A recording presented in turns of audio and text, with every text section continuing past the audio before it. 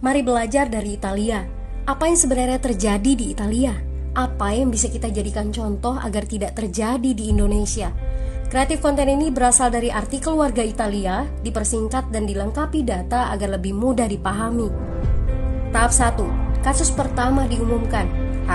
Itu cuma flu. Apa pentingnya pakai masker? Orang-orang ini cuma lebay. Saya kan sehat, gak bakal ketularan. Gak usah panik lah. Tahap 2. Jumlah positif COVID-19 mulai naik signifikan. Cuma beberapa yang kena. Yang meninggal pun hanya orang-orang tua saja yang memang udah punya penyakit. Hidup seperti biasa aja lah. Pacaran, nongkrong bareng temen, jalan-jalan ke mall. Tetep lanjut. Tahap ketiga. Jumlah kasus meningkat dengan cepat, berlipat ganda dalam 1 hari. Tingkat kematian pun bertambah. 7 Maret, lebih dari 5.000 kasus positif COVID-19. Zona merah diberlakukan di Italia. Wilayah yang dikarantina hampir 25% dari luas Italia.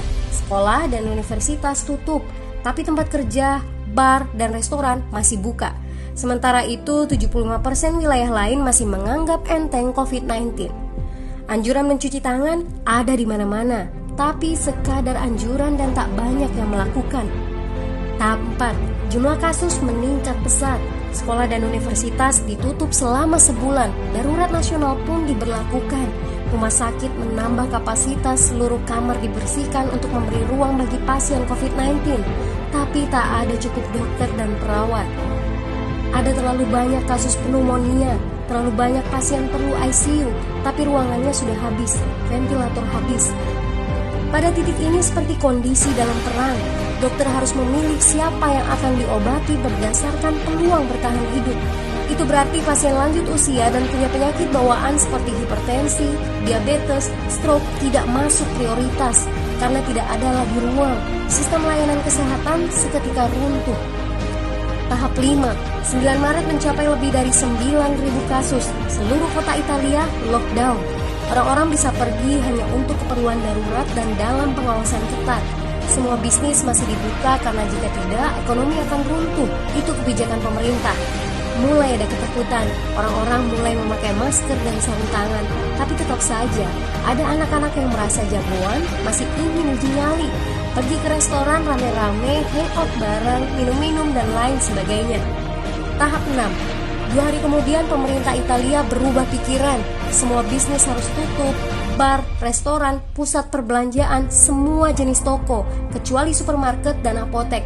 Penyebabnya, karena dalam sehari yang positif bertambah lebih dari 2.000 kasus. Penduduk yang mau keluar rumah harus mendapat surat izin.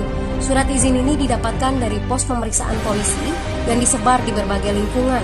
Yang melanggar bisa kena denda 3,3 juta rupiah. Bagi pasien positif yang tidak mau mengkarantina diri, bakal dituntut dengan pasal pembunuhan, hukuman 1-12 tahun penjara. 21 Maret jumlah korban meninggal di Italia terus meningkat melampaui Cina.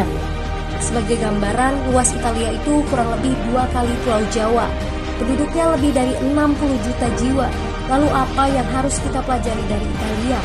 Yuk, mulai dari diri sendiri, mulai dari di rumah aja. Jaga kebersihan lalu isolasi diri dan keluarga. Tidak keluar rumah kecuali sangat penting.